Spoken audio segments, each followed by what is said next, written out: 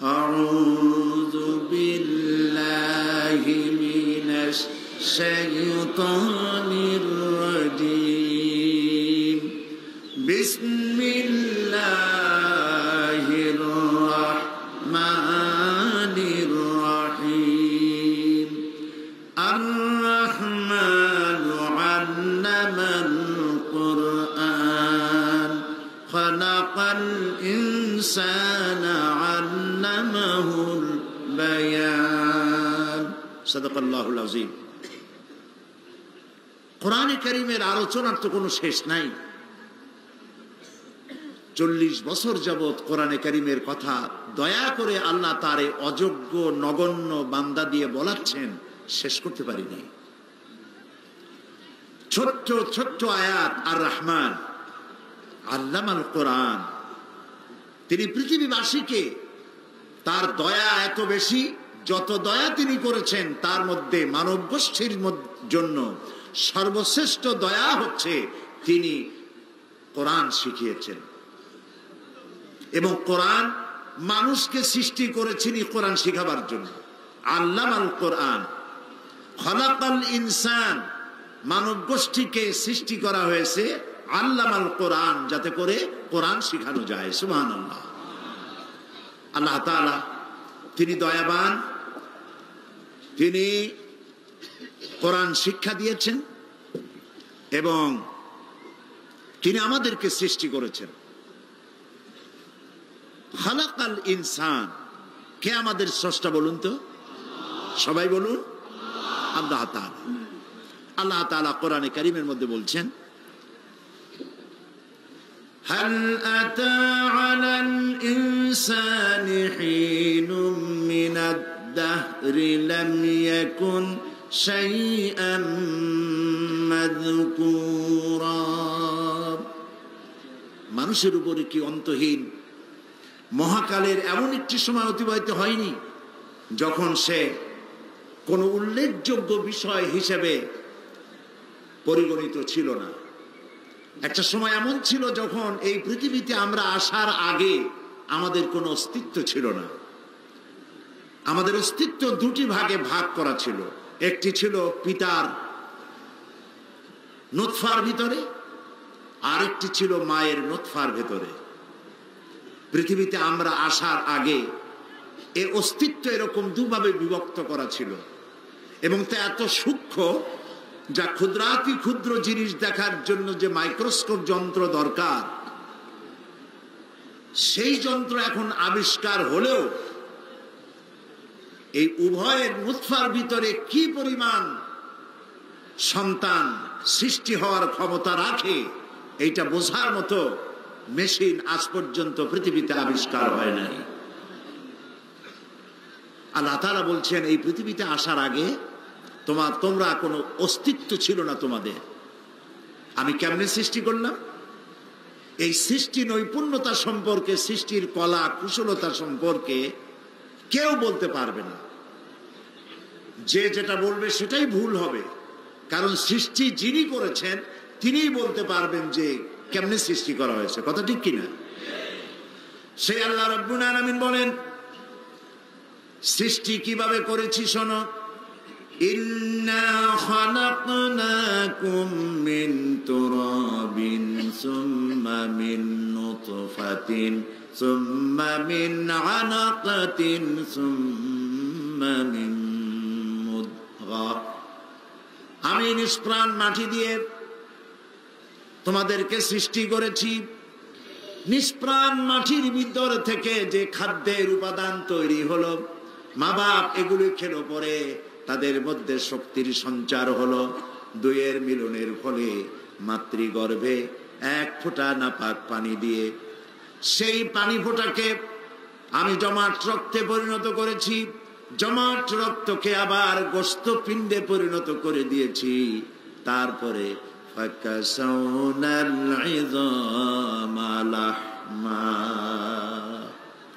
কচি কচি হাড্ডি দিয়ে একটা স্ট্রাকচার তৈরি করে, একটা হিউম্যান বডি স্ট্রাকচার তৈরি করে তার উপরে গোস্ত আর চামড়া দিয়ে ছাউনি দিয়ে সুন্দর একটি মানুষের আকৃতি আমি দিয়েছি।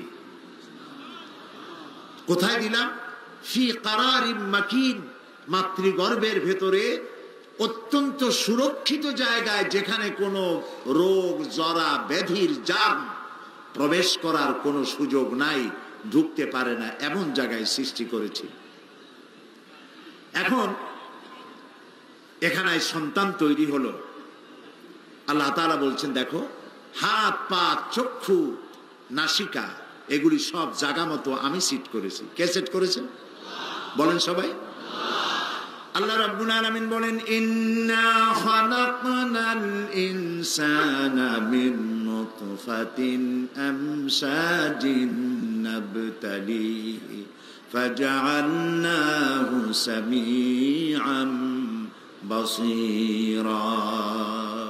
আমি মানুষকে এক সংমিশ্রিত নুতফা থেকে সৃষ্টি করেছি, আর তাকে আমি শ্রবণ শক্তি আর তাকে আমি দৃষ্টি শক্তির অধিকারী করেছি।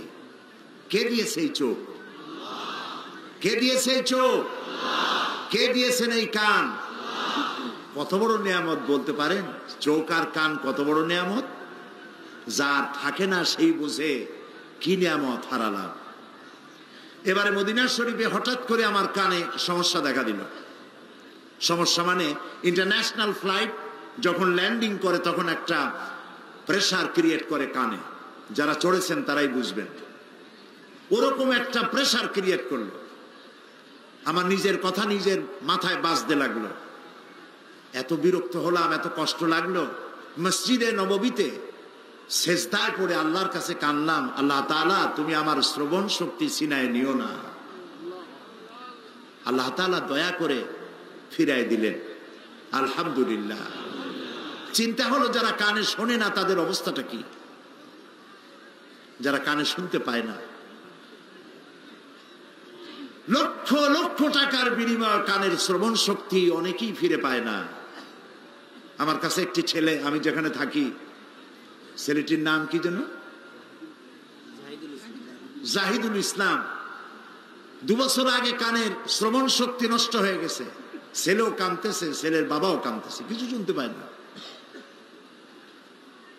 দোয়া করেন আল্লাহর কাছে, আল্লাহ তাআলা দয়া করে, তিনি কি না পারেন, তিনি যেন দয়া করে এই বাচ্চাটার কানের শ্রবণ শক্তি আল্লাহ যেন দয়া করে খুলে দেন। দুটি কান না থাকলে সেই বুঝতে পারে যে কি হারাইছে। আল্লাহ তাআলা বলেন, আমি শোনার জন্য 2টি কান দিলাম, দেখার জন্য 2টি চোখ আমি দিয়েছি। এই যে 2টো চোখ, এই চোখ 2টি যদি না থাকতো, আহারে আমার মায়েরে আমি দেখতে পেতাম না, এই সুন্দর পৃথিবী দেখতে পেতাম না, কোরআন দেখতে পেতাম না। এই 2টি চোখকে আল্লাহ পাক কত যত্ন করে 2টি হাড্ডির মাঝখানে সেট করে রেখেছেন, যাতে করে আছাড় খেলে পরে চোখের উপরে আঘাত না লাগে। কোন জিনিস এসে যদি বাড়ি লাগে, হাড়ের উপর থেকে বাড়িটা চলে যাবে, চোখ নিরাপদে থাকবে। এই চোখে রয়েছে কতগুলো পিসি। চোখের পর্দায় যে চুলগুলো আছে এগুলো কি বলে? আপনারা কি বলে? জি, ভুরু? না না, ভুরু হবে কেন? চোখের পাতার যে চুলগুলো, হেউয়া। আচ্ছা যাই হোক, আপনারা বুঝলেই হলো, চোখের পাপড়ি। এই পাতাগুলি চোখের উপরে অনবরত পড়তে থাকে, পড়ে না? আপনাদের পড়ে কিনা? ইচ্ছা করে পড়ে না অটোমেটিক পড়ে? কেন পড়ে? আল্লাহ রাব্বুল আলামিন মানুষের শোনার জন্য কান দিলেন, দেখার জন্য চোখ দিলেন। এই চোখ কোটি কোটি জার্ম বাতাসের ভিতরে উড়ে বেড়ায়, পলিউশন উড়ে বেড়ায়, এগুলি অনবরত চোখের ভিতরে যায়, ধুলাবালি যায়। চোখটা যেন নষ্ট না হয়, এজন্য রব্বুল আলামিন চোখের ভিতরে মেডিসিন ধরনের এক প্রকারের পানি রেখে দিয়েছেন, যা প্রতি পলকে পলকে চোখের পাতা ওঠানামা করে মানুষের চোখকে আল্লাহ তাআলা ক্লিন করে দিতেছে। সৃষ্টি করে তাকে প্রতিপালন করতেছেন আল্লাহ তাআলা। মহান আল্লাহ রাব্বুল আলামিন বলেন, আলাম নাজআল লাহু আইনাইনি ওয়া লিসানান ওয়া শাফাতাইন। আমি কি তাকে 2টি চোখ আর 2টি ঠোঁট দেই নেই, একটি জিহ্বা দেই নেই? দুটি ঠোঁট যদি না থাকতো কথা বলতে পারতেন? বলেন, কথা বলতে পারতেন? পারতেন না। আল্লাহ তাআলা বলেন দুইটা ঠোঁট দিছি, দুটো চোখ দিয়েছি, আর দিয়েছি একটা জিহ্বা। একটি জিহ্বা কত স্বাদ গ্রহণ করতেছে একটা মেশিন। সুবহানাল্লাহ বলেন। আল্লাহ রাব্বুল আলামিন যত জাতের শাকসবজি দিলেন, এক এক শাকের এক এক রকম মজা, এক এক পাখির এক এক চতুষ্পদ জন্তুর গোশতের এক এক রকম মজা, এক এক মাছের এক এক ধরনের স্বাদ, এক এক মিষ্টির এক এক ধরনের স্বাদ। সকল হাজার স্বাদ গ্রহণ করার জন্য আল্লাহ রাব্বুল আলামিন একটা জিহ্বা মানুষের মুখে দিয়েছেন। মায়ের পেটের মধ্যে যখন ছিলাম এভাবে সুন্দর করে আল্লাহ গুছাইলেন। যখন রূহ দিলেন খাবারের প্রয়োজন হলো। খাবারের যখন প্রয়োজন হয়ে গেল, কি খাবেন? সেজন্য রব্বুল আলামিন মায়ের নাভির সাথে বাচ্চার নাভির সঙ্গে একটা তার লাগাইয়া দিলেন। মায়ের মাসিক অসুখকে বন্ধ করে দিয়ে ওই তারের ভিতর থেকে রক্ত প্রবাহিত করে দিয়ে সন্তানকে লালন করলেন। ইচ্ছে করলে এই রক্তটা আল্লাহ মুখ দিয়েও খাওয়াইতে পারতেন। আল্লাহ রাব্বুল আলামিন মুখটাকে পবিত্র রাখলেন। মুখেই রক্ত লাগান নাই, মুখটাকে পবিত্র করে রেখে দিলেন যাতে করে বান্দা পৃথিবীতে আসার পরে এই পবিত্র মুখটা দিয়া যেন আল্লাহ রাব্বুল আলামিনের পবিত্র নামের জিকির করতে পারে।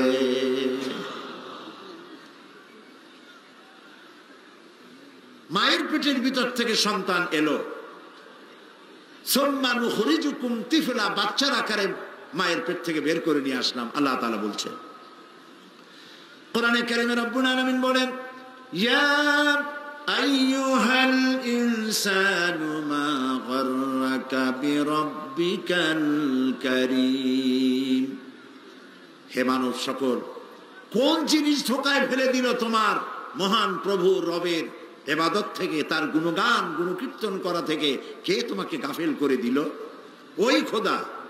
আল্লাযী খালাকাকা ফাসাওয়াকা ফাআদালাক ফি আইয়ি সূরাতিন মা শাআ রাক্কাবাক। যে আল্লাহ রাব্বুল আলামিন তোমাকে সৃষ্টি করলেন, সুগঠিত করলেন, তোমাকে সুন্দর করে সাজায়া সুসামঞ্জস্য করে সৃষ্টি করলেন। ফাদালাক ফি আইয়ি সূরাতিন মা শাআ রাক্কাবাক। রাক্কাবা ইউরাক্কিবু তারকিবান, একটা একটা করে জোড়া দিয়ে সুন্দর করে আমি তৈরি করলাম। দেখুন হাতের দিকে তাকান, হাতের আঙ্গুলের মাথা থেকে বাহুর মূল পর্যন্ত এখানে 6টা জোড়া আছে। এই 6টা জোড়ার এখানকার কবজাটা, এই জোড়াটা যদি না থাকতো এখানে হাত হতো না। এটা কি হইতো? একখানা লাঠি হইতো। কি হতো? একখানা লাঠি। ভাত খাওয়া যাইতো না, রুটি খাওয়া যাইতো না, নিজেরটা নিজে খাওয়া যেত না। দুইজন বসতো একজন আরেকজনের সামনে, এ তাকে খাওয়াবে, ও তাকে খাওয়াবে। নিজের খাবার নিজে খাওয়া যেত না, ঠিক না? পা থেকে শুরু করে কতগুলি কবজা আল্লাহ লাগাইছেন। পায়ের গিরায় লাগাইছেন, হাঁটুতে লাগাইছেন, কোমরে লাগাইছেন, গর্দানে লাগাইছেন, বাহুতে, হাতে, এরকম 360টি জোড়া আল্লাহ শরীরের মধ্যে সেট করে দিয়েছেন। এরপরে আল্লাহ রাব্বুল আলামিন অসংখ্য রগ রেশা দিয়া শরীরটাকে গোছায় দিলেন। চিকিৎসা বিজ্ঞানীরা বলেছেন, যারা মানুষের এই শরীর নিয়ে নাড়াচাড়া করে, তারা বলেছেন যে মানুষের শরীরে যতগুলি নার্ভ আল্লাহ তাআলা দিয়েছেন, সমস্ত নার্ভগুলি, শিরা উপশিরাগুলি যদি বের করে একটার পর একটা গিরা দিয়ে যদি এভাবে লাগানো যেত, তাহলে পৃথিবী একবার প্রদক্ষিণ করে আসা যাবে একজন মানুষের। আর যদি টুকরো টুকরো করে বের করে যদি সাজায়া পরস্পর রাখা হয়, তাহলে 1 একর জমিন লাগবে তা সাজায়া রাখতে। এই যে অসংখ্য নার্ভ আল্লাহ তাআলা দান করেছেন, তা এই জন্য যাতে করে আপনি যা খান সেই শক্তি পা থেকে মাথা পর্যন্ত সর্বত্র ছড়িয়ে যায়। সুবহানাল্লাহ। আমার হাতে যদি রক্ত না আসে, পায়ে যদি রক্ত না যায়, হাত পাও কি হবে বলেন তো? পক্ষাঘাত হবে, প্যারালাইসিস হয়ে যাবে। যিনি সৃষ্টি করেছেন তিনি অসংখ্য নার্ভ সিস্টেম করে দিয়েছেন, আর এই রক্তগুলিকে পাঞ্চিং করার জন্য, ছড়িয়ে দেওয়ার জন্য একটা জেনারেটর আল্লাহ তাআলা বুকের মধ্যে স্থাপন করে দিয়েছেন। সেই জেনারেটরের নাম কি বলতে পারবেন? হার্ট। এই হার্ট, বিজ্ঞানীরা বলেছেন মানুষের শরীরের সব বুঝি, কিন্তু হার্ট এইরকম করে কেন এইটা বুঝি না। আজ পর্যন্ত আবিষ্কার হয় নাই কার হুকুমে এটা এরকম করে। যার হুকুমে করে তিনি কে? এক আঙ্গুল আকাশের দিকে উঁচু করে বলেন তিনি কে? সুবহানাল্লাহ বলেন, সুবহানাল্লাহ।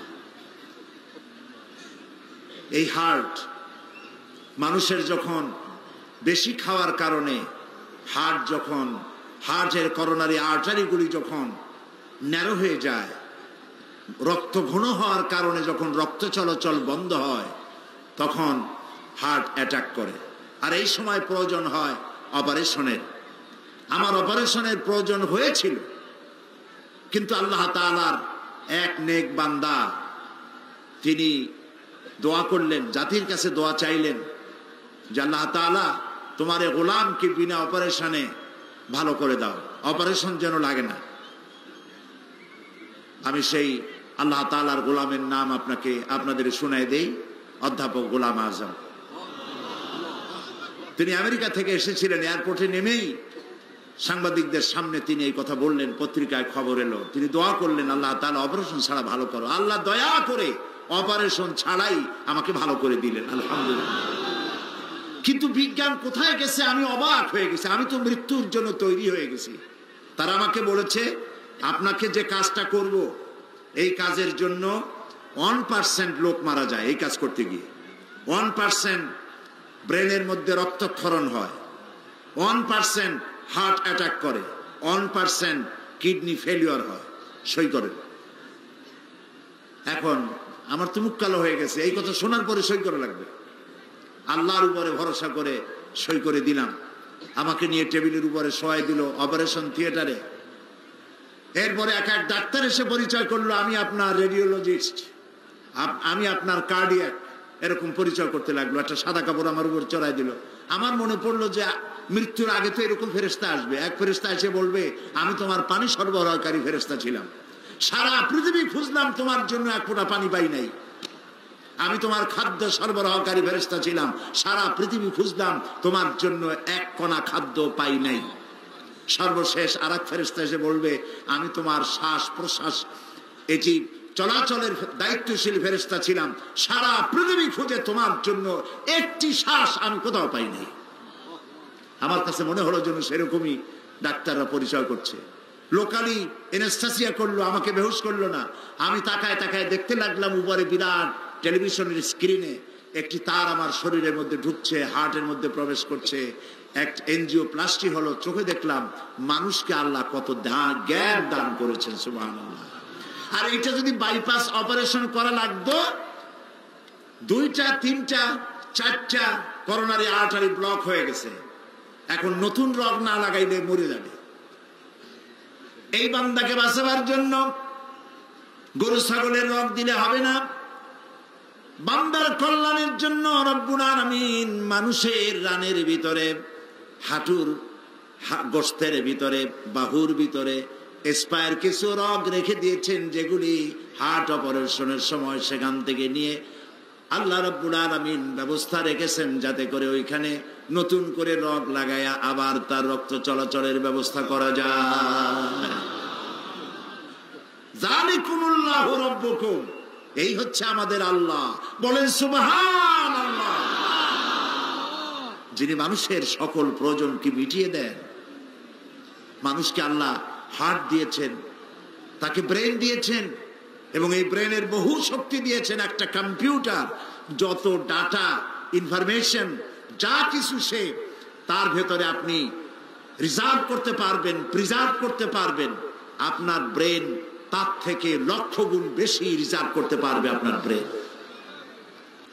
সেই আল্লাহ রাব্বুল আলামিন তিনি বলছেন, আলাম ইয়াকুনু তুফাতাম মিন মানিজ্জিন ইউমনা ثم كان علقة فخلق فسوى فجعل منه الزوجين الذكر والأنثى সে কি বীর্যরূপে এক বিন্দু নগণ্য পানি ছিল না, যা তার মায়ের জরায়ুতে নিক্ষিপ্ত হয়েছিল? অতঃপর তা মাংসে পিণ্ডে আমি পরিণত করলাম। তারপর আল্লাহ তাআলা তাকে সুন্দর দেহে পরিণত করলেন। এই সুন্দর সুসামঞ্জস্য সুঠাম দেহ মানুষ বানায়া সেই মানুষ মধ্য থেকে আল্লাহ তাআলা কি করলেন? فَجَعَلَ مِنْهُ الزَّوْجَيْنِ الذَّكَرَ وَالْأُنثَى দেহ বানালেন এবং এই মানুষ থেকে আল্লাহ দুইটা শ্রেণী তৈরি করলেন। একটা শ্রেণী হলো পুরুষ, আর একটা শ্রেণী কি আপনারা বলেন? একটা পুরুষ আর একটা কে বানালেন? বলেন জোরে, আল্লাহ তাআলা বানালেন। এই পৃথিবীর অর্ধেক জনশক্তি নারী। নারীদেরকে বাদ দিয়া পৃথিবী চলে না। সেই জন্য আমি গত পরশু 2 দিন ধরে বলেছিলাম যে আমি মহিলাদের ব্যাপারে কথা বলবো। খালাকাল ইনসান, আল্লাহ তাআলা মানুষ সৃষ্টি করেছেন। সেই মানুষকে আল্লাহ 2টা শ্রেণীতে ভাগ করেছেন। একটি শ্রেণী হচ্ছে পুরুষ, আর একটা শ্রেণী হচ্ছে নারী। এখন দেখেন কোরআন কি বলছে। আল্লাহ তাআলা বলছেন ইন্নাদ দীনা ইনদাল্লাহিল ইসলাম।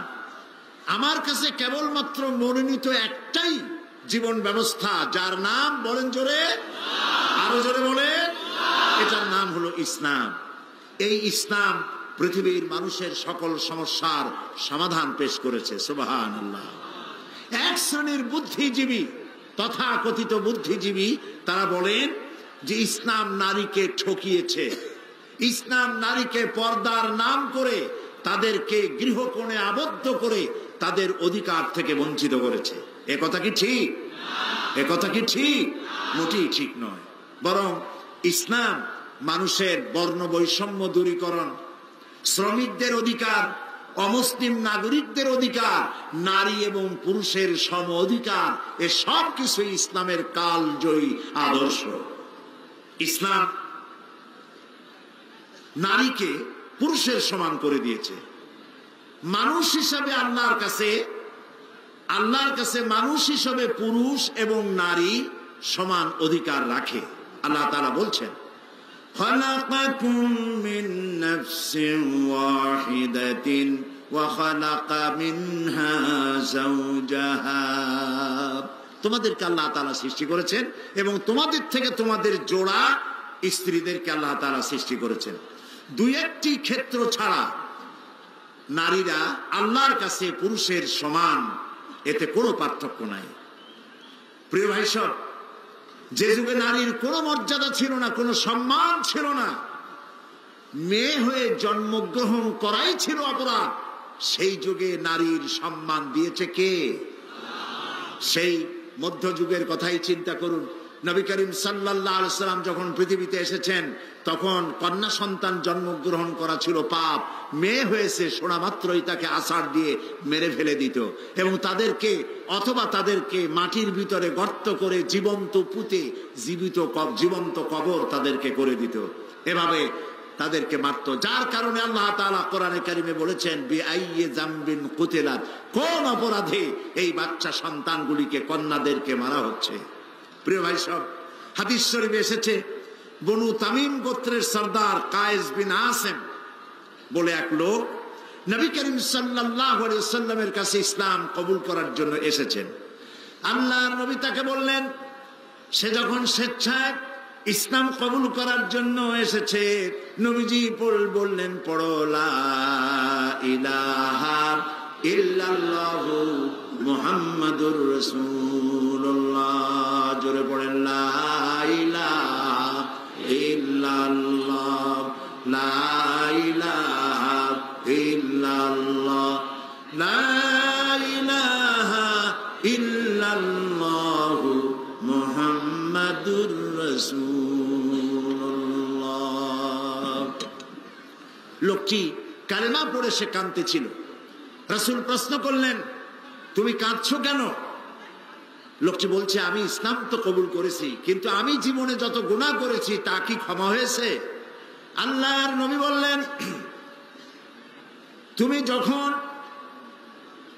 মনে প্রাণে বিশ্বাস করে মুখে যখনই উচ্চারণ করেছো লা ইলাহা ইল্লাল্লাহু মুহাম্মাদুর রাসূলুল্লাহ, এই কালেমা উচ্চারণের সঙ্গে সঙ্গে আল্লাহ রাব্বুল আলামিন তোমার তামাম জিন্দেগীর গুনাহ খাতা মাফ করে দিয়েছেন।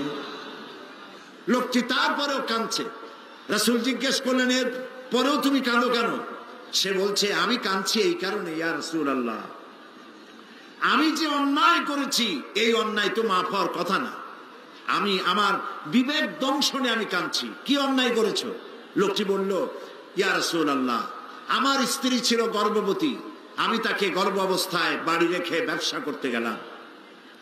বহুদিন পর বাড়ি ফিরলাম, স্ত্রী আমাকে খবর দিল যে একটি মরা সন্তান হয়েছে, আমি তাকে ফেলে দিয়েছি। বাস, ঘটনা সেখানে শেষ। কিন্তু বছর 2-3 পরে আমি দেখতে পেলাম আমার ঘরের মধ্যে একটি সুন্দরী ফুটফুটি একটি মেয়ে দৌড়দৌড়ি করছে। আমি জিজ্ঞেস করলাম, বউ, এই মেয়েটি কার, কোত্থেকে এসেছে? বউ বলল, সেদিন মিথ্যে কথা বলেছিলাম, মেয়ে হয়েছে শুনলে তুমি মেরে ফেলবে, সেই জন্য আমি দূরের এক আত্মীয় বাড়িতে তাকে লালন পালন করেছি। আজ সে একটু বড় হয়েছে, আশা করি তুমি তাকে দেখলে পরে তুমি তাকে মারতে পারবে না। হে রাসূল, এই বাচ্চাকে দেখে আমি বুকের সাথে জড়ায় ধরলাম, আদর করলাম, এত সুন্দর মেয়ে আমার হয়েছে। কিন্তু কিছুদিন পরে আমার মাথায় জাহালাত চাড়া দিয়ে উঠলো। আমি ভাবলাম, এই মেয়ে কিশোরী হবে, তরুণী হবে, যুবতী হবে, তারপরে তাকে তো বিয়ে দিতে হবে। আর বিয়ে দিলে পরে আমি হলাম এই এলাকার নেতা, আর এ আরেক জায়গায় বিয়ে দিলে সেই বাড়ির উঠান ঝাড় দেবে, রান্না করে খাওয়াবে, কাপড় চোপড় ধুয়ে দেবে, আমার তো আর ইজ্জত বাঁচবে না। আমি তখন বউকে বললাম, বউ, আমার এই মেয়েটাকে একটু সাজায় দাও, একটু বেড়ায় নিয়েছে। মেয়েটাকে সাজায় দেওয়া হলো, আমি তাকে নিয়ে চললাম। বউ সরল বিশ্বাসে আমার কাছে দিয়ে দিল। আমি চলতে লাগলাম, আমি আগে যাই আর মেয়েটা পেছনে পড়ে যায়, আব্বা আব্বা করে দৌড়ে কাছে আসে, আবার সামনে দৌড়িয়ে মেয়ে চলে যায়, আব্বা আব্বা করে আবার পেছনে এসে আমাকে জড়িয়ে ধরে। এমনি করতে করতে আমরা চলে গেলাম এক নির্জন পাহাড়িয়া এলাকায়। গিয়ে সেইখানে আমার চাদরের ভিতর থেকে আমি শাবল জাতীয় অস্ত্র বের করে মাটি খনন করতে লাগলাম। গর্ত খনন করছি, মাটি এসে আমার গায়ে লাগছে, আমি ঘেমে যাচ্ছি। মেয়েটা এসে আমার দাড়ি থেকে ধুলাবালি সরায়, আমার জামা থেকে ধুলাবালি সরায়, আর বলে, আব্বা, তুমি এত কষ্ট করতেছো কেন? সে জানে না যে আমি তার জন্য কবর খনন করছি। যখন গর্ত খনন করা হয়েছে, এরপরে আমি মেয়েটার হাত পা বাঁধা শুরু করলাম। মেয়েটা বুঝতে পেরেছে যে আমি তাকে মেরে ফেলবো। মেয়ে আমার কেঁদে কেঁদে বলতে শুরু করলো, বাবা, আমাকে মেরো না, আমি তোমাকে বাপ বলে তোমাকে সমাজে লজ্জা দিব না, শরম দিব না, আমাকে মেরো না। আমি তার কোনো কথাই শুনলাম না। মেয়েটাকে হাতে পায়ে বেঁধে গর্তের ভিতরে নিক্ষেপ করে দিলাম। মেয়ে চিৎকার করছে। আমি তখন একটা পাথর নিয়ে 2 হাত দিয়া পাথরটা উঁচু করে মেয়েটার বক্ষ লক্ষ্য করে পাথর ছুড়ে দিলাম। মেয়ের বুকটা ফেটে গেল, রক্ত ফিনকি দিয়া উঠল উপরের দিকে, আর একটি মাত্র আওয়াজ শুনতে পেলাম, আব্বা।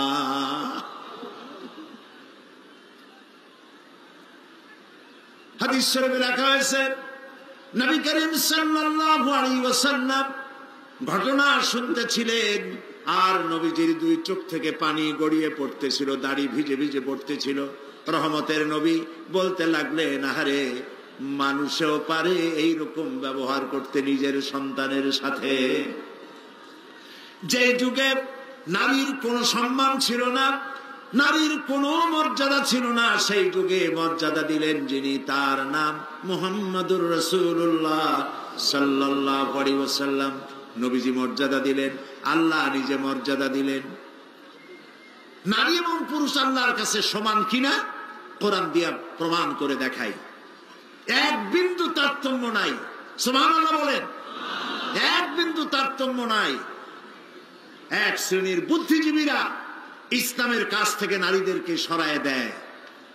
আমি সেই জন্য বলি, উদাত্ত কণ্ঠে বলি, চিৎকার দিয়া বলি, আমার দেশের মেয়ে লোকেরা যদি জানতেন যে ইসলাম তাদেরকে কি সম্মান দিয়েছে আর কি অধিকার দিয়েছে, তাহলে নারী অধিকার, নারী পক্ষ নাম করে সংগঠন না করে বরং ইসলাম তাদেরকে যে অধিকার দিয়েছে সেই অধিকার পাওয়ার জন্য সবাই সংগ্রাম করত, সরকারের কাছে বলতো তোমাদের দেওয়া অধিকার চাই না, কোরআন যেটা দিয়েছে সেই অধিকার ফিরিয়ে দাও।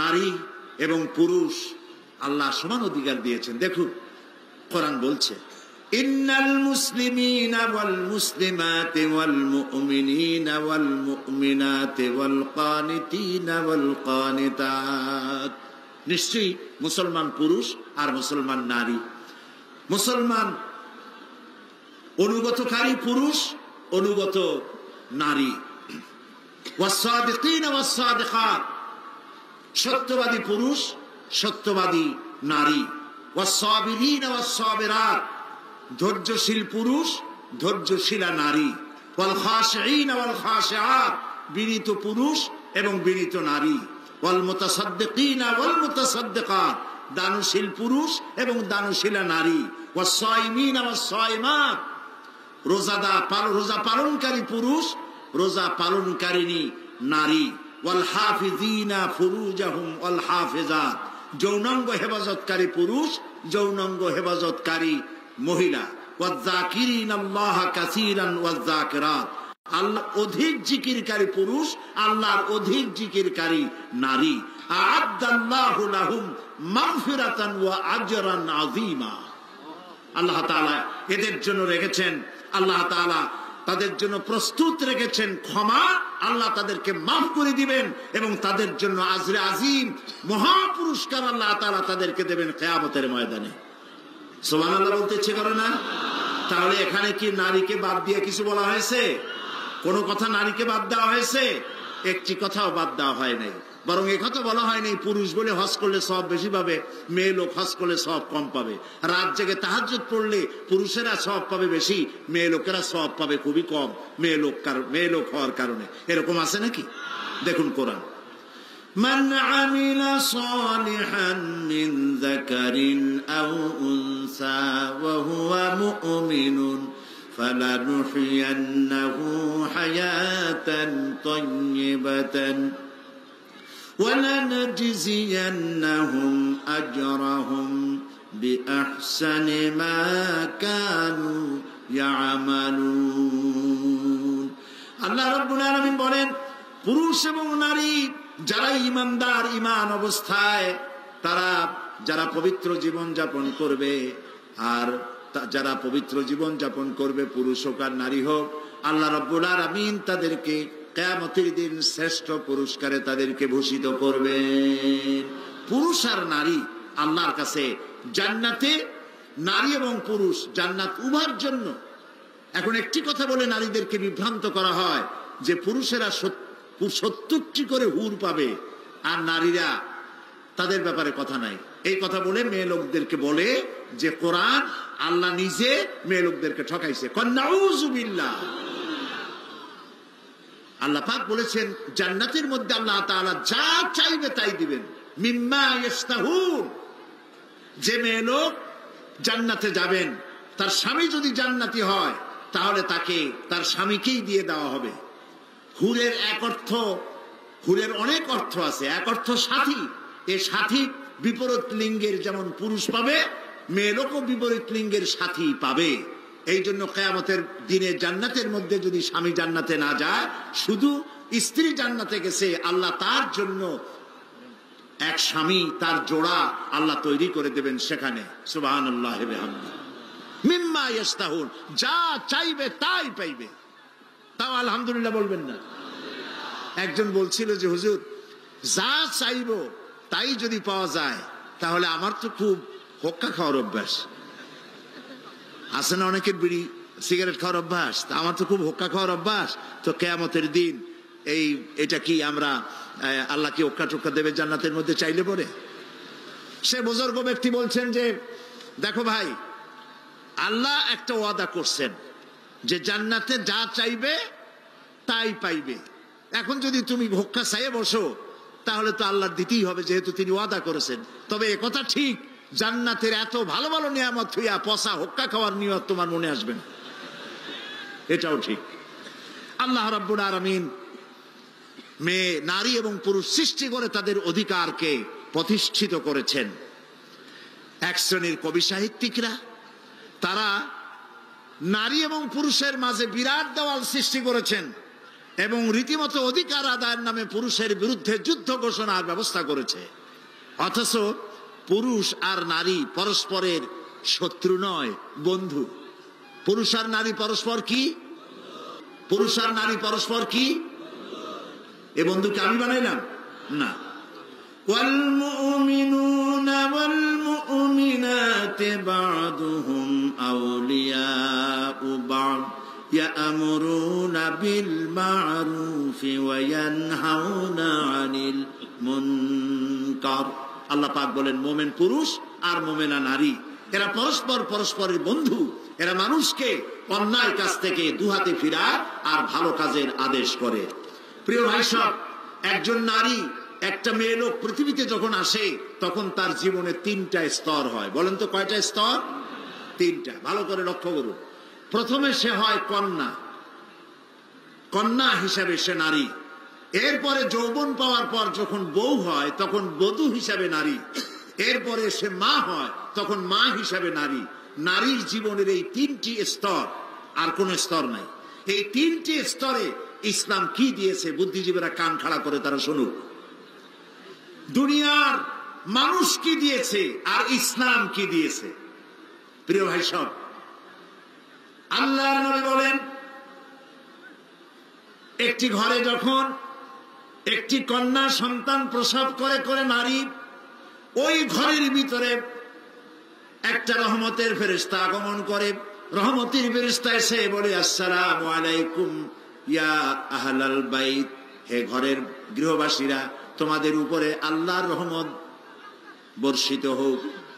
এই কথা বলে ফেরেশতা নবজাতক কন্যার মাথার কাছে গিয়ে তার নূরের তৈরি ডানা বুলাতে থাকে আর বলতে থাকে, এই কন্যা সন্তানটিকে যে আদব শিখাবে, দিন শিখাবে, ভালোবাসবে, আর এটিকে যে আদব আর দিন শিখায় তাকে সাহায্য করবে, আল্লাহর সাহায্য তার জন্য কিয়ামত পর্যন্ত অব্যাহত থাকবে।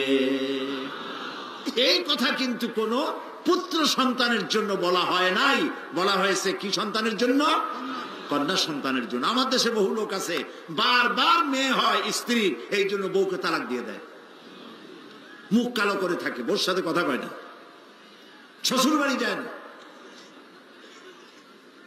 বউকে তালাক পর্যন্ত দিয়ে দেয়, নাউজুবিল্লাহ। প্রিয় ভাই সব, কন্যা সন্তান হওয়ার জন্য কে দায়ী? স্বামী দায়ী না স্ত্রী দায়ী? কেউ দায়ী, কাউকে দায়ী করা যাবে না। দেন কে? বলেন সবাই।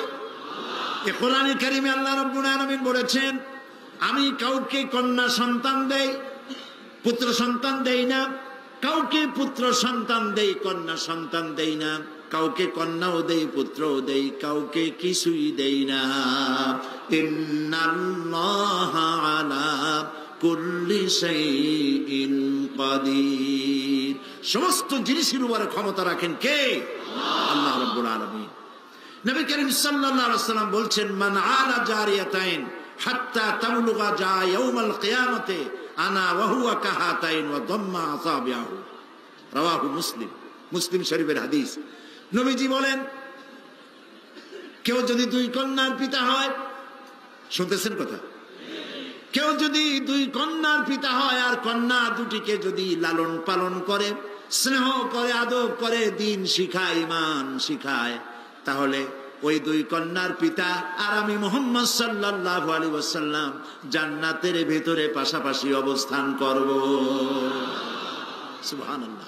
এরকম একটি হাদিস পুত্র সন্তানের জন্য নাই। রাসূলুল্লাহর সব পুত্র সন্তান ইন্তেকাল করেছিলেন, একজনও ছেলে বেঁচে নাই। ছিল বেঁচে? আল্লাহ রাব্বুল আলামিন দেখেন কোরআনে বলছেন, মা কানা মুহাম্মাদুন আবা আহাদিম মির রিজালিকুম ওয়ালাকির রাসূলুল্লাহি ওয়া খাতামান নাবিয়্যিন।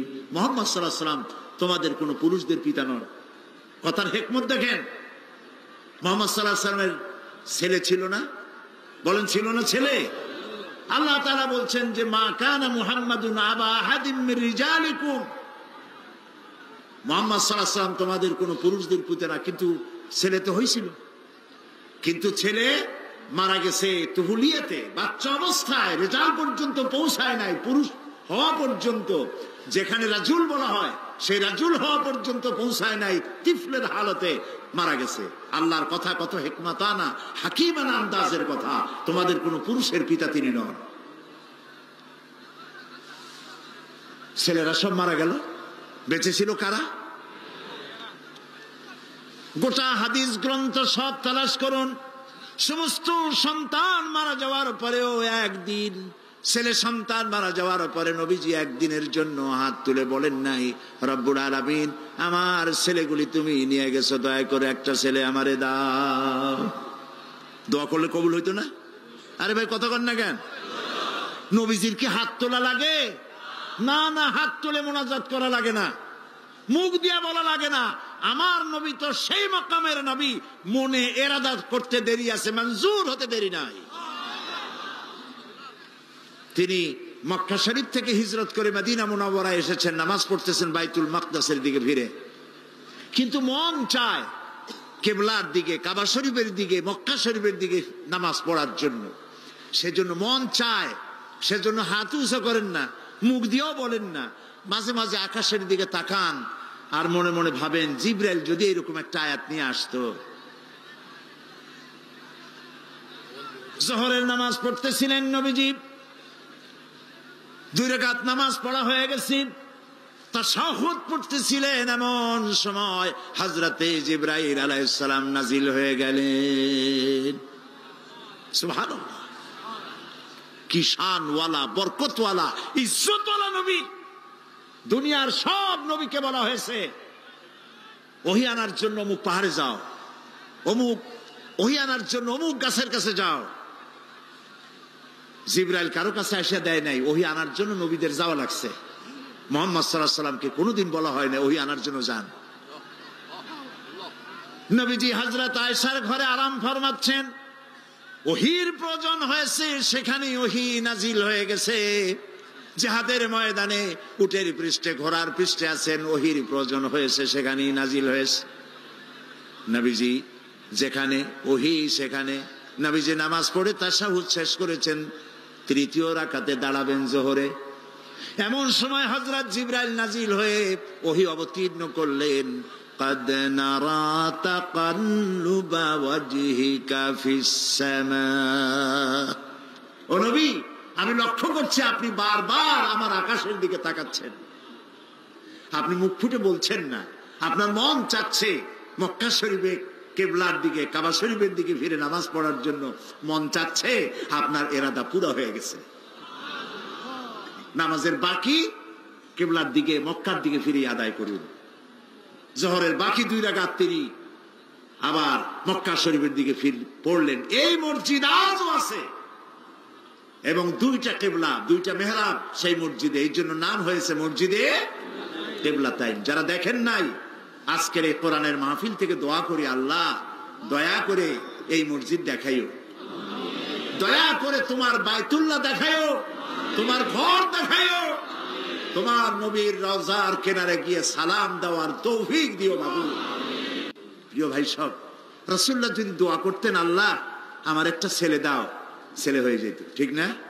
কিন্তু তিনি দোয়া করেন নাই। ছেলে মেয়ে তিনি উভয়কে ভালোবেসেছেন এবং কন্যা সন্তানের গুরুত্ব আল্লাহ বেশি দিয়েছেন, রাসূলুল্লাহ বেশি দিয়েছেন, কোরআন হাদিস নারীর গুরুত্ব সব থেকে বেশি দিয়েছে। প্রিয় ভাই সব, নবী করিম সাল্লাল্লাহু আলাইহি ওয়াসাল্লাম নিজের কন্যাকে এত ভালোবাসতেন, কোন জায়গায় যাওয়ার সময় সকলের শেষে হযরত ফাতেমা রাদিয়াল্লাহু তাআলা আনহাকে বলে যেতেন, আর কোন দিক থেকে আসলে সকলের আগে হযরত ফাতেমার সঙ্গে তিনি দেখা করতেন, সবার আগে। হাদিস শরীফে এসেছে একবার নবী করিম সাল্লাল্লাহু আলাইহি সাল্লাম মুখ মলিন করে বসে আছেন। সাহাবায়ে কেরাম নবী করিম সাল্লাল্লাহু আলাইহি সাল্লামের সঙ্গে কথা বলতে সাহস পাচ্ছে না কেউ। কিছুক্ষণ পরে তিনি উঠে গেলেন হযরত আলীর ঘরে। আরো কিছুক্ষণ পরে তিনি ঘর থেকে বেরিয়ে এলেন হাসি খুশি মেজাজ নিয়ে। সাহাবায়ে কেরাম ভরসা পেলেন, বললেন ইয়া রাসূলুল্লাহ, আমরা তো কিছুই বুঝতে পারি নাই, কথা বলতেও সাহস পাই নাই, আপনার চেহারার অবস্থা এরকম ছিল, আমরা ভয় পেয়ে গেছি। আবার হযরত ফাতেমার ঘরের থেকে ফিরে এসে আপনার সুন্দর চেহারা, আবার হাসি খুশি হয়েছে, কারণ কি বুঝলাম না। নবী করিম সাল্লাল্লাহু আলাইহি সাল্লাম বলছেন ওদের মধ্যে একটু মনোমালিন্য হচ্ছিল আর আমি খুব কষ্ট পাচ্ছিলাম। ওদের মধ্যে, বুঝতে পেরেছেন, হযরত ফাতেমা এবং আলীর মধ্যে। নবী করিম সাল্লাল্লাহু আলাইহি সাল্লাম বলছেন আমি ভিতরে গেলাম, দুজনকে মিটমাট করে দিয়ে আসলাম, এখন তারা হাসি খুশি, আমার তাই খুশি ফিরে আসছে। ফাতেমাকে আমি ভালোবাসি, ফাতেমা আমার কলিজার টুকরা। ফাতেমাকে যে কষ্ট দেয় সে মুহাম্মদ সাল্লাল্লাহু আলাইহি ওয়াসাল্লামকে কষ্ট দেয়। সুবহানাল্লাহ। প্রিয় ভাই সব, আল্লাহ তাআলা কন্যা হিসেবে নারীর এই মর্যাদা দিয়েছেন। এবার এই কন্যা আস্তে আস্তে বড় হয়ে বধূতে পরিণত হয়ে যায়। আর যখন বধূ হলো তখন আল্লাহ কি বলছেন দেখেন, ওয়ামিন আয়াতিহি আন খালাকা লাকুম মিন আনফুসিকুম আজওয়াজান লিতাসকুনু ইলাইহা ওয়া জাআলা বাইনাকুম মাওয়াদ্দাতান ওয়া রাহমা। আল্লাহ তাআলা বলেন, আল্লাহর অসংখ্য নিদর্শনের ভিতরেও এটাও নিদর্শন যে তিনি তোমাদের থেকে তোমাদের জোড়া, তোমাদের স্ত্রীদেরকে সৃষ্টি করেছেন এই জন্য, লিতাসকুনু ইলাইহা, যাতে করে তাদের কাছে তোমরা তোমাদের মনের প্রশান্তি খুঁজে পাও। আর তোমাদের উভয়ের মধ্যে আমি ভালোবাসা আর করুণা সহৃদয়তার সৃষ্টি করি।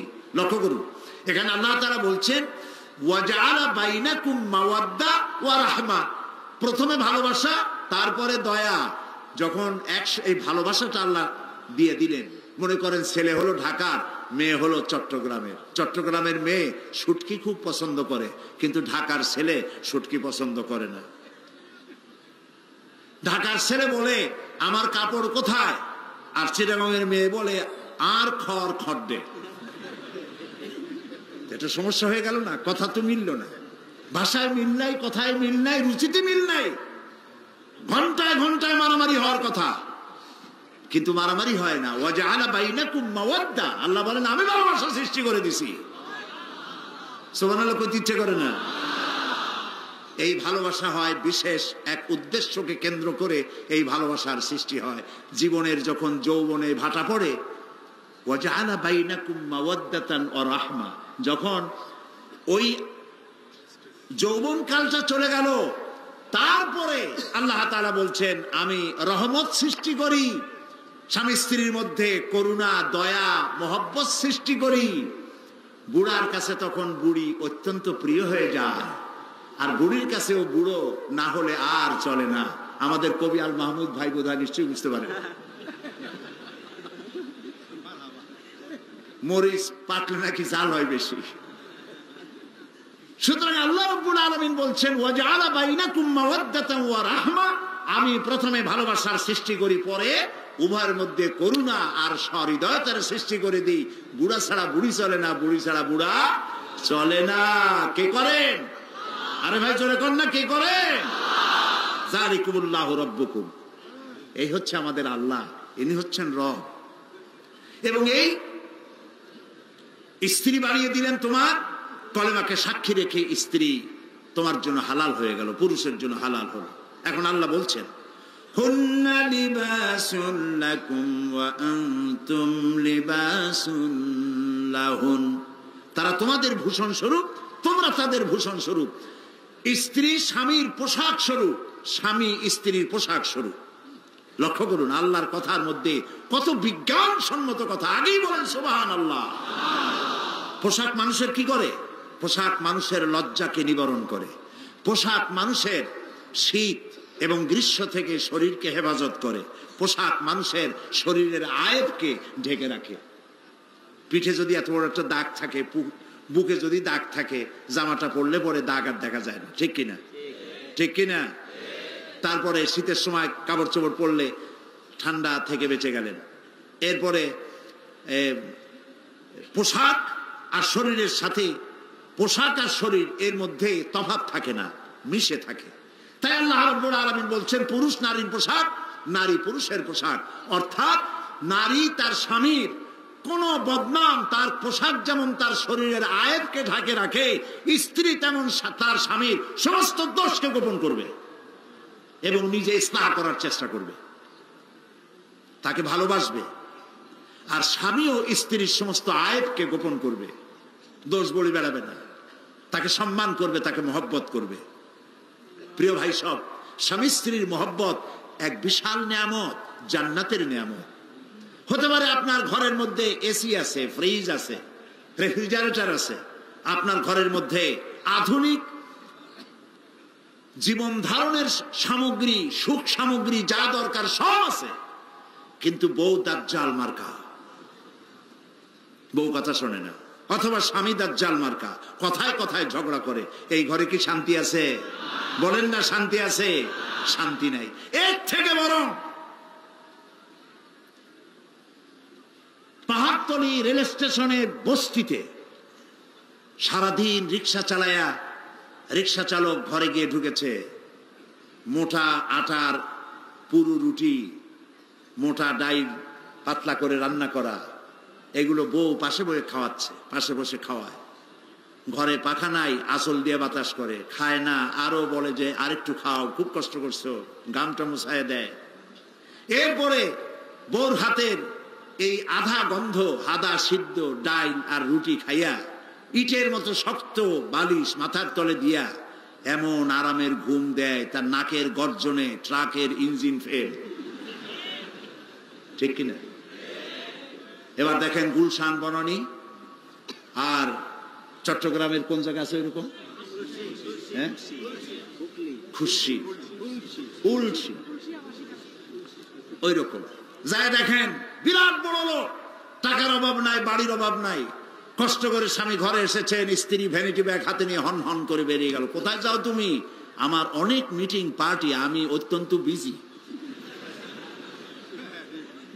খাওয়ারও পাইল না বউর হাতের, কাজের মেয়ে লোকেরা খাওয়াই দিল, বেচারা করবে কি? বউর জ্বালায় ঘুমও আসে না, সেডিন খায়, সেডিল খায়, রিল্যাক্সিন খায়, কত ঔষধ খায়, মুট মুট ওষুধ খায়, শান্তি নেই। শান্তি তো পাবা না, কারণ আল্লাহর হুকুম মানো নাই, অশান্তি আসবেই। প্রিয় ভাই সব, আল্লাহ তাআলা বলছেন স্ত্রীদের সাথে ভালো ব্যবহার করো। কোরআন বলছে ওয়াশিরুহুন্না বিল মারুফ, স্ত্রীদের সাথে সৎ ব্যবহার করো। কে বলছে? তুমি স্বামী হয়েছো তাই বলে নওজাদা নসরুল্লাহ খান হও নাই, বড় লাট হয়ে যাওনি। স্ত্রীর সাথে তোমার সুসম্পর্ক থাকতে হবে, ভালোবাসো তাকে। কাছের নবী করিম সাল্লাল্লাহু আলাইহি ওয়াসাল্লাম মেয়ে লোকদেরকে বলেছেন কাঁচ, কাঁচ বোঝেন তো, গ্লাস, কাঁচ, কাঁচের মতো ক্ষণভঙ্গুর। এবং বাঁকাহার বলেছেন, সোজা করতে চাইও না বেশি, তাহলে কি হবে? ভাঙ্গে যাবে। তার মানে স্বামী স্ত্রীর সম্পর্ক নষ্ট হয়ে যাবে। বেশি সোজা করতে চাইও না। মেয়েদের ফিতরত এরকমই, বেশি স্যাক্রিফাইস করতে থাকো, অনেক স্যাক্রিফাইস করো। নবী করিম সাল্লাল্লাহু আলাইহি সাল্লামের স্যাক্রিফাইস দেখুন। হযরত আয়েশা বলেন, নবীজি রাষ্ট্রীয় কাজ শেষ করে একদিকে নবী, বিশ্ব নবী, আর একদিকে প্রেসিডেন্ট, সুবহানাল্লাহ বলে, সারা দিন কাজ করে ক্ষুধার্ত, ক্লান্ত, শ্রান্ত হয়ে ঘরের মধ্যে প্রবেশ করেছেন। আমার তখনও রান্না হয় নাই, কারণ খাবার ছিল না, জোগাড় করতে দেরি হয়েছে। ঘরে ঢুকে খাবার না পেয়ে নবীজি ভুরু কুঞ্চিত করেন নাই, চোখ মোটা করে আমার দিকে তাকান নাই, একটা ধমকও দেন নাই, বরং আমার কাছে বসে আটা বেলে অথবা তরকারি কুটে আমাকে রান্নায় সাহায্য করেছেন বিশ্ব নবী। এই ছিল রাসূলের চরিত্র। সুবহানাল্লাহ। এই জন্য দুনিয়া পাগল ছিল তার জন্যে। হযরতে খাদিজা রাদিয়াল্লাহু তাআলা আনহা হযরত হযরতে খাদিজা রাদিয়াল্লাহু তাআলা আনহা তিনি খাবার বহন করে খাবারগুলি পৌঁছে দিতেন রাসূলুল্লাহকে। রাসূলুল্লাহ যখন তাকে বলেছিলেন, খাদিজা গো, আল্লাহ আমাকে নবী বানিয়েছেন, আমার উপর ঈমান আনো, আল্লাহর উপর ঈমান আনো, এক অদেখা আল্লাহরে বিশ্বাস করো। হাতে বানানো মূর্তিগুলি নিজেরও কোনো উপকার করতে পারে না। স্ত্রী তো ভালোবাসা দিতে পারে, টাকা পয়সা দিতে পারে, এমনকি জীবনটাও দিতে পারে, কিন্তু ঈমান আনতে পারে না। মোটেই সহজ নয়। আপনি বাইরে গিয়ে খুব বলতে পারেন যে আমি রাহনুমায়ে তরিকাত, সিরাজুল মিল্লাত, আশিকে পান্দান, সিয়াহে দান্দান, অনেক বড়, নাম খুঁজে পাওয়া যায় না। অনেক মুরিদ বানান, জিজ্ঞেস করা উচিত, হুজুর আপনার বউ মুরিদ হয়েছে নাকি? কারণ স্ত্রী সব জানে। এখন কথা বলবেন না আপনারা নাকি? সব জানে। আপনি কেমন আপনার স্ত্রী জানে, আপনার ড্রাইভার জানে, আপনার সাথে যারা তারা জানে আপনি কি বলেন আর আপনার আচরণ আর আমলটা কেমন। ফাঁকি দেওয়া যাবে না। সুতরাং স্ত্রীকে ফাঁকি দেওয়া খুব কঠিন।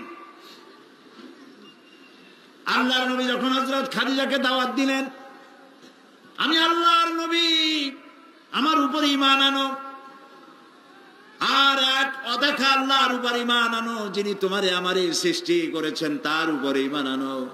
হযরত খাদিজা এক মুহূর্ত দেরি করেন নাই, সঙ্গে সঙ্গে উচ্চারণ করেছেন লা ইলাহা ইল্লাল্লাহু মুহাম্মাদুর রাসূলুল্লাহ।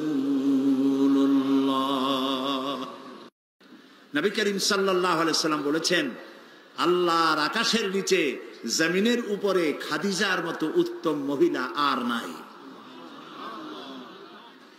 হযরত আয়েশা বলেন, নবীজি একদিন এক রাতে আমার কাছে ঘুমানো ছিলেন। আমি ঘুম থেকে জেগে দেখি নবীজি নাই। মনে মনে চিন্তা করলাম কোথায় গেলেন, বোধহয় অন্য কোনো স্ত্রীর ঘরে গেছেন। আমি চুপিসারে খোঁজ নিতে লাগলাম, কোনো ঘরে খবর পেলাম না। পরে দেখতে পেলাম রিয়াদুল জান্নার ভিতরে বসে নবীজি দুই হাত উঁচু করে কি যেন বলেন আর কান্দেন। আমি পিছনে গিয়ে হাত তুললাম, শুনতে পেলাম নবীজি মুনাজাত করতে করতে এক পর্যায়ে গিয়ে বলছেন, রব্বুল আলামিন, কিয়ামতের ময়দানে যেদিন বাপ তার সন্তান হারায় ফেলবে, মা তার সন্তান হারিয়ে ফেলবে, সন্তান মায়ের চিনবে না, ওই দিন ওই কঠিন হাসরের ময়দানে আমি যেন আমার খাদিজারে হারায়া না যাই। মুনাজাত শেষে হযরত আয়েশা বলছেন, ইয়া রাসূলুল্লাহ, এই একটা বুড়ির বিয়ে করছিলেন, 25 বছর বয়সে, 40 বছরের বুড়ি। এই বুড়ির কথা এখনো আপনার মনে জাগে? এর থেকে ভালো কুমারী মেয়ে তো আপনি বিবাহ করেছেন। নবীজির মুখখানা মলিন হয়ে গেল। আল্লাহর নবী বলেন, আয়েশা, খাদিজা সম্পর্কে এমন কথা জীবনে কোনোদিন তুমি আমার সামনে আর এরকম বলো না। কারণ হলো তোমরা সবাই আমার সুদিনের স্ত্রী, আর খাদিজা আমার এমন সময়ের স্ত্রী যখন মক্কা নগরীতে মুহাম্মদের পা রাখার জায়গা ছিল না। সমস্ত সম্পদ উজাড় করে দিয়েছে আমার জন্য, ইসলামের জন্য। না খেয়ে থেকেছে রাতের পর রাত, দিনের পর দিন। আরবের সব থেকে ধনশালিনী নারী, সমস্ত সম্পদ উজাড় করে দিয়েছেন আল্লাহর দ্বীনের জন্য। হযরত আয়েশা বলেন, আমাদের ঘরের ভিতরে তেমন গোশত রান্না বান্না খুবই কম হতো। আপেটা অনাহারে অর্ধাহারে আমাদের দিন চলতো। যেদিন কোনো ভাগ্যক্রমে কোনো গোশত আসতো অথবা কোনো ছাগল দুম্বা জবাহ হতো, নবীজি গোশতগুলি ভাগ করে স্ত্রীদের ঘরে ঘরে দিয়া নিজে একটা পটলার ভিতরে কয়েক টুকরা গোশত নিয়ে মদিনার রাস্তায় ঘুরে বেড়াতেন। খাদিজার কোনো বান্ধবী পাওয়া যায় নাকি? খাদিজার কোনো আত্মীয়া, কোন বান্ধবী পাওয়া যায় নাকি? প্রিয় ভাই সাহেব, নবী করিম সাল্লাল্লাহু আলাইহি ওয়াসাল্লাম স্ত্রীদেরকে ভালোবাসতেন। হাদিস থেকে শোনাচ্ছি, হযরত আয়েশা কুমারী মেয়ে, তাকে বিয়ে করেছেন নবী করিম সাল্লাল্লাহু আলাইহি ওয়াসাল্লাম। গভীর রাত, চাঁদনি রাত, আধো আধো জ্যোৎস্না প্লাবিত রাত, নবীজি বলছেন আয়েশা চলো আমরা একটু পায়চারি করে আসি। মরুভূমির ভিতরে গিয়ে বললেন ওই যে একটা জিনিস দেখা যায়, চলো তো দৌড় মারি, কে আগে যায় দেখা যায়। বিশ্বনবী স্ত্রীর মনোরঞ্জনের জন্য দৌড় প্রতিযোগিতা করতেছেন, তাও সুবহানাল্লাহ কইতে ইচ্ছে করে না। দৌড়াইয়া হযরত আয়েশা রাদিয়াল্লাহু তাআলা আনহা তিনি আগে চলে গেলেন, রাসূলুল্লাহ পিছনে পড়ে গেলেন। হযরত আয়েশা খুব আনন্দ করলেন, দেখলেন আপনি কিন্তু দৌড়ে আমার সাথে পারলেন না। বাস এর কয়েক বছর পর আরেকদিন এইভাবে দৌড়ের প্রতিযোগিতা হলো রাতের বেলায়। আজকে হযরত আয়েশা বলছেন ওই দিনের তুলনায় আমার শরীরটা স্থূল হয়ে গেছে, আমি একটু মুটিয়ে গেছি। দৌড়াইয়া আমি পিছনে পড়ে গেলাম, রাসূল আগে উঠে গেলেন। আমি হাঁপাতে হাঁপাতে যখন নবীজির কাছে গিয়ে দাঁড়িয়েছি, রাসূলুল্লাহ তাবাসসুম মুস্কি হেসে আমার দিকে তাকিয়ে বলছেন আয়েশা ওই সেই দিনের প্রতিশোধ আজ নিলাম। সুবহানাল্লাহ, সুবহানাল্লাহ। কিসের ইউরোপ, কিসের আমেরিকা, ইসলামী সভ্যতার জুতার কাছেও দাঁড়াতে পারবে না তারা।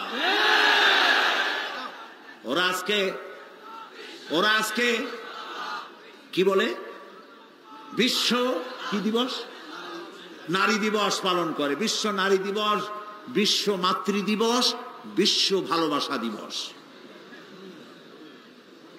বিশ্ব ভালোবাসা দিবস ওদের দরকার, যাদের সারা বছরে কোনো ভালোবাসা নাই তাদের জন্য একটা দিন ভালোবাসার বনিতা করা লাগে।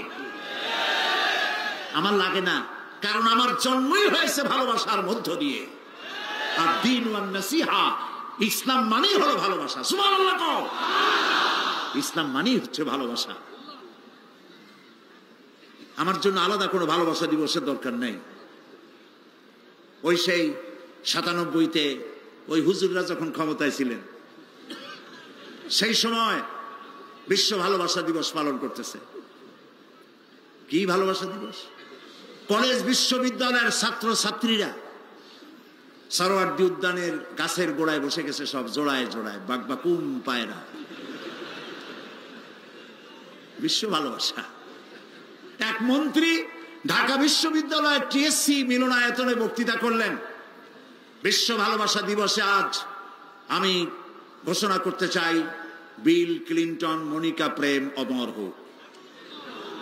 মন্ত্রী বললেন, আমি পার্লামেন্টে ধরলাম তাকে, বললাম মাননীয় স্পিকার, বিল ক্লিনটন তার মেয়ের বয়সী মনিকার সাথে যে কাজটা করেছে সে কাজের জন্য বিল ক্লিনটন নিজেই অনুতপ্ত। টিভি এবং রেডিওর মাধ্যমে গোটা জাতির কাছে ক্ষমা চেয়েছে। আর হিলারির পাও রাতের বেলায় কতবার ধরেছে হিলারি আর তিনিই জানেন। যে অপরাধের জন্য তিনি নিজে অনুতপ্ত, সেই অপরাধের বিষয়টা নিয়ে একটা মন্ত্রী কতটা চারিত্রিক দিক থেকে হীনমন্য হলে ছাত্রছাত্রীর সামনে বলতে পারে বিল ক্লিনটন মনিকা প্রেম অমর হোক। বললাম মাননীয় স্পিকার, একদিকে নাচুনে বুড়ি আরো যদি পায় ঢোলের বাড়ি, তাহলে অবস্থাটা কোথায় গিয়ে দাঁড়ায়?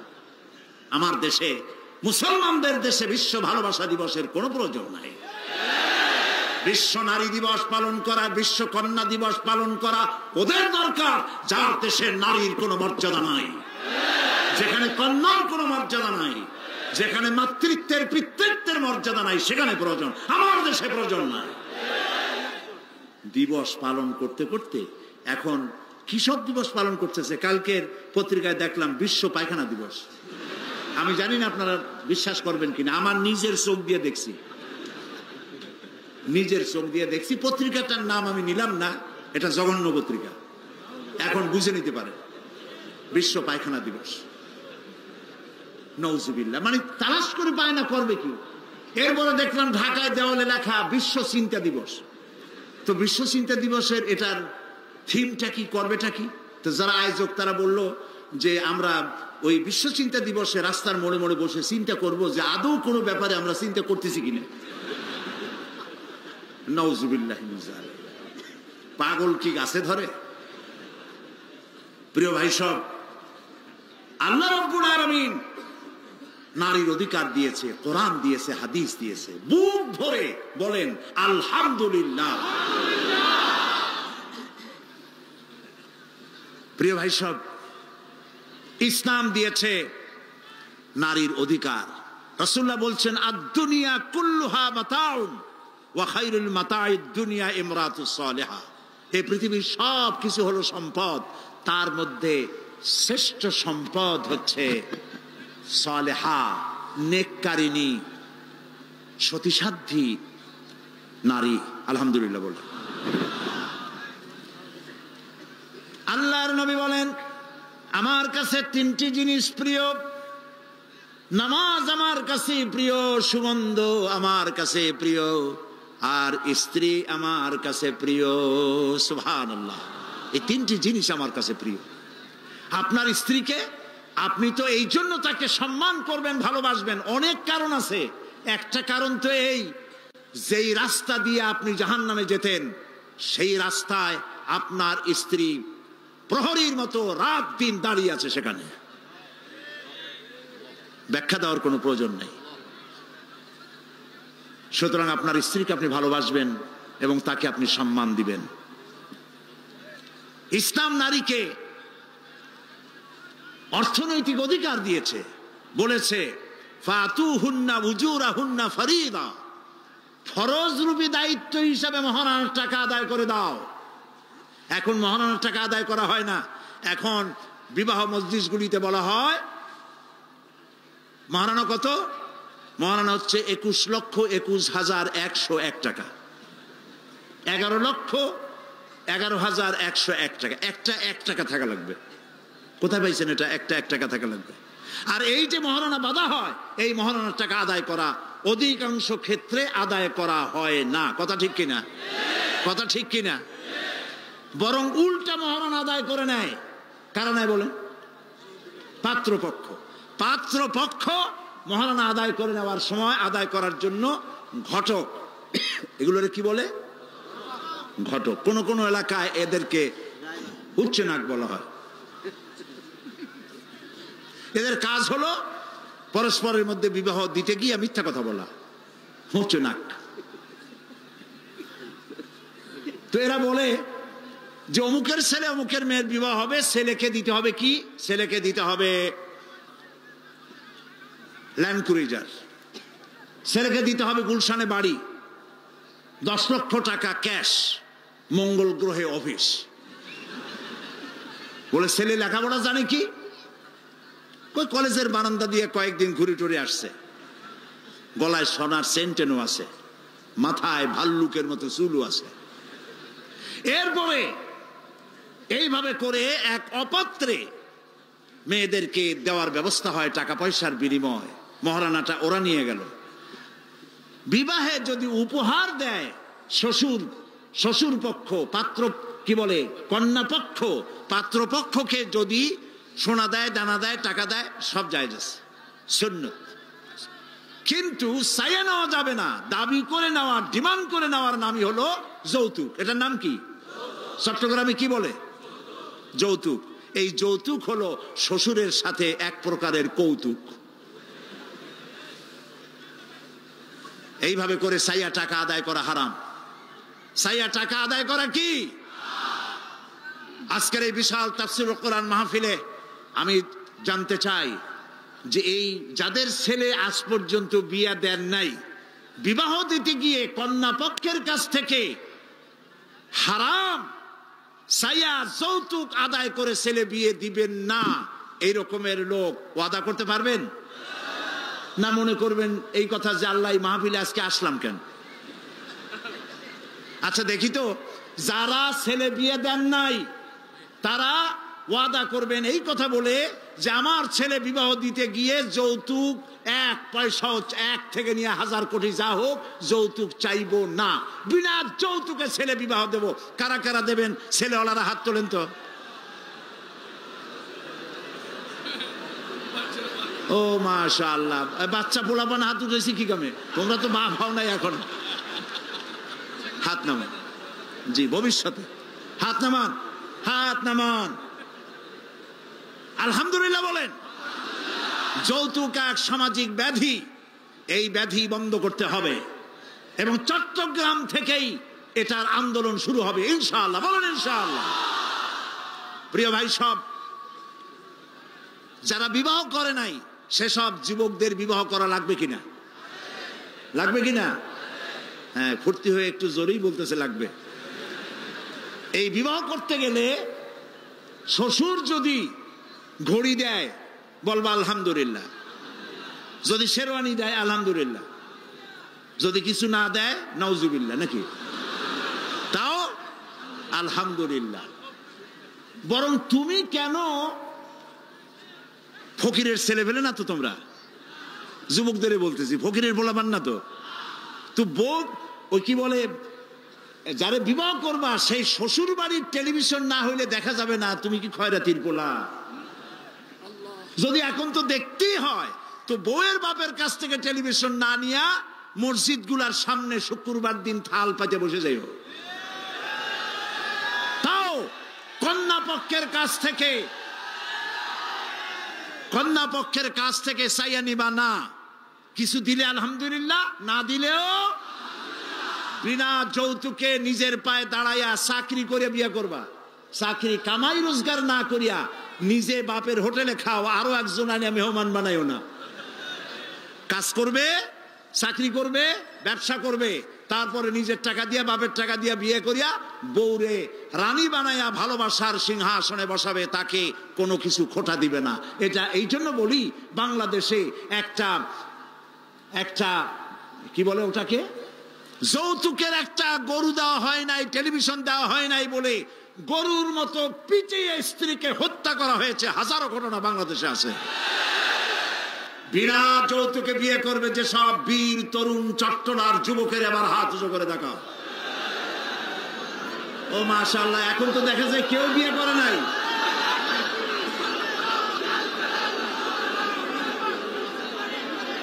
আচ্ছা, হাত নামান।